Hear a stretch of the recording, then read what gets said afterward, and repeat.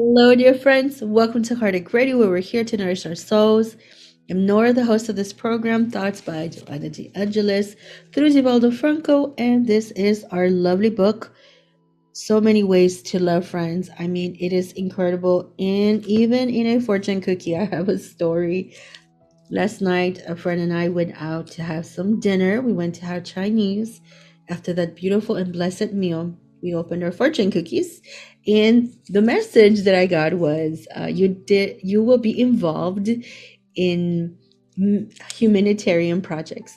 I was so excited, and I said, "This is what we're going to be talking about today: giving, being of service, and just loving, loving, and loving." Says here, practicing the good forges the habit of solidarity, which in turn develops the higher sentiments lying dormant in every human being.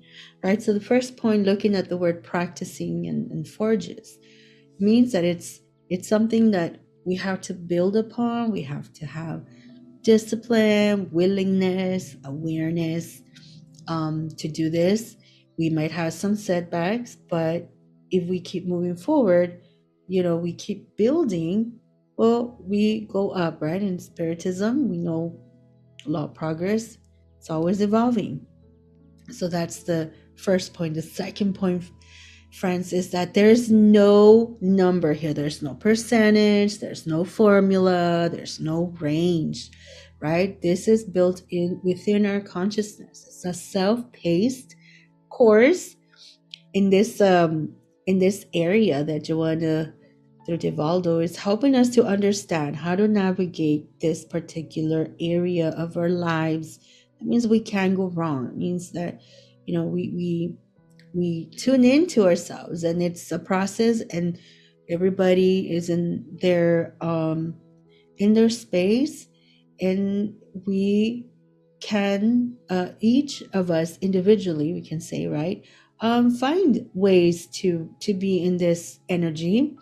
And the third point, friends, is this idea of higher sentiments lying dormant, right? It means that we have been made with so much love by God that inside of us we already have this potential, this energy, to be of service for each other. So it's there, and we just gotta keep on moving forward, doing our best, and before we know it, right, we will find ourselves, right? Baby steps count a lot. And in this particular lesson that we're learning, it is in the Spirit's book, right, by Allan Kardec, question 886, that talks about the law of charity.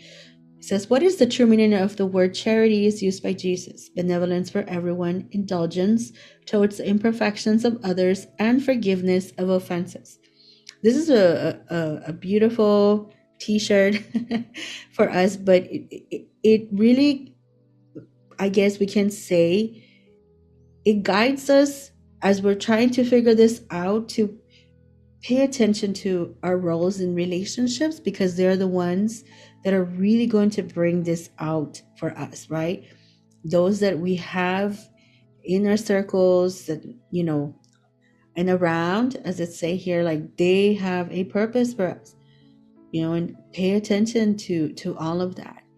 The forgiveness is a huge component, and so we know that that's a big part. So, well, we can say the first thing that Joanna is trying to also help us understand is that we have an opportunity every day. It's a daily opportunity and task, and it's so important that we do celebrate, the things that we have accomplished. And sometimes, I could have done better. Okay, we got to keep moving forward, and next time, we're gonna have an opportunity to redo the lesson, and we move forward, right? So notice how, again, charity is not this idea of numbers. It's not a guilty sense. It's not a pressure. There's no way. It's like, really, it's some, like, almost like a state where we go inside and we start to pay attention to the roles around us and use that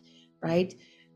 For our growth, because that's the beauty. We were made with so much love. The spirits continue. According to Jesus, charity is not restricted to giving alms, but it covers all our relations with our fellow human beings, whether inferior, equal, or superior. Again, this is like so current in our society, and how does that go hand in hand with this phrase that Joanna is saying, forges the habit of solidarity? Well, this means that these relationships with each other, that's going to build, right, the community, the spaces, the practice, the love. And it's a gradual thing that happens. And so it really, again, elevates the way for us to see the roles that we have in others too in our lives, right?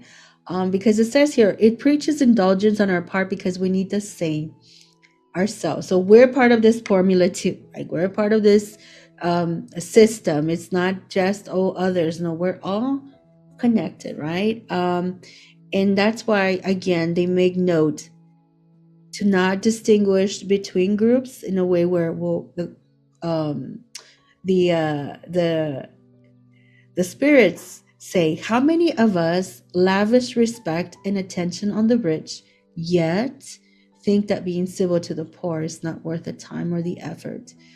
The more deplorable the situation, the more painstakingly we should refrain from adding humiliation. Those who are truly kind try to elevate others to their level by reducing the distance between them. This is like a lot, but it's so current, and it's already in mainstream platforms today. Over 100 years ago, this was something that we were working on, and we continue to build on. And if we are where we're at today, right, if we have built, right, forging these habits, friends, imagining what's to come, and leaving these practices into our society as norms for the younger generations to follow, right? To keep on building and think about this from the perspective. Now the question is, well, what should we think of giving alms? So the spirits, right, are saying, okay, now you're telling us about the whole sentiments, but what about materialistic things? And the first thing they answered before moving on was, true charity is always gentle and compassionate, because the manner of practicing kindness is as important as the deed itself. We're not getting numbers again. There's no range. There's no anything of that. That means that this is, again, even if it's something materialistic, it's about the sentiment. It's about the connection with each other. The spirits continue, a distinction must be made between almsgiving and benevolence.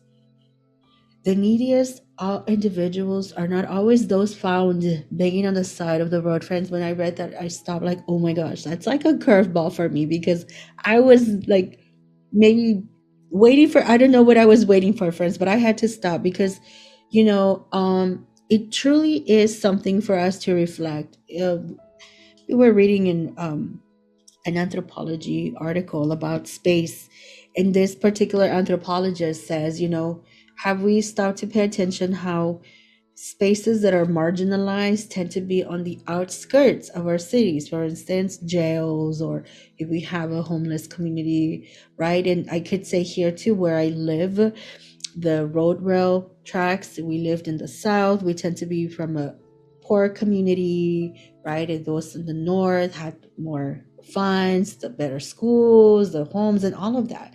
And so we've created these spaces, these social constructions of space, where the marginalized are the ones that are of need. And somehow in our community of day to day, where we see, the more positive side of society, like somehow they don't need help. And so the anthropologists kind of put the question, like, what do we think about that?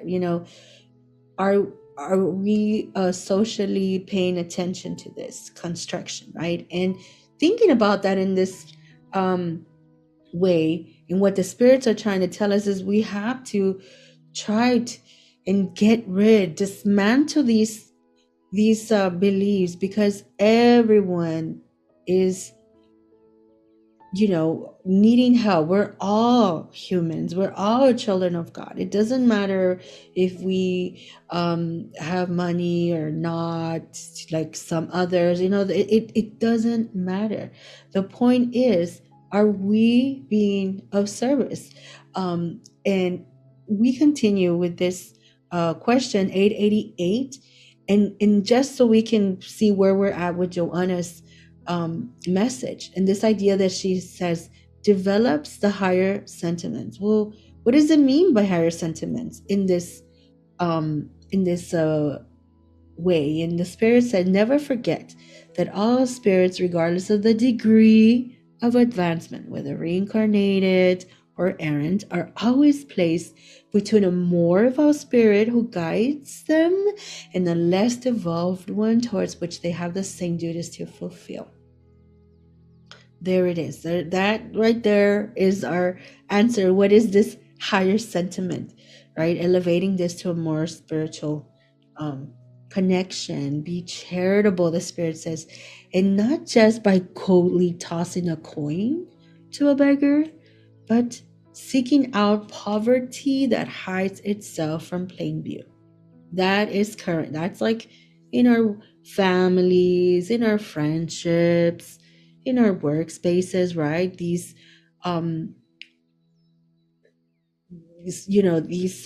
scenarios that we might not think about, again, because we have these dichotomies. Somehow the poor need help, not the rich, right? That's not. We have to remove that, because a higher sentiment that we are developing tells us otherwise, right? Be indulgent to the faults and weaknesses of those around you. Instead of despising the ignorant and the vicious, educate them and make them better. Be gentle and compassionate to those lagging behind you, and act the same with respect to the humblest beings of creation, and you will have obeyed God's law. Spirit Saint Vincent of Paul. This is that sentiment that Joanna is saying that we see, right? And imagine us in a classroom, we're all making a collage out of this. What would we make, friends, right? And so many things are out there for us already, because this alignment, this awareness is already there. We are just doing so good. We have a little more to go, right?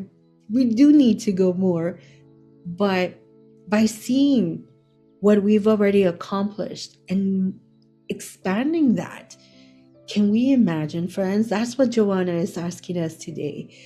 Some of the ways, of course, we can volunteer and donate. Practice self-compassion is so important, friends.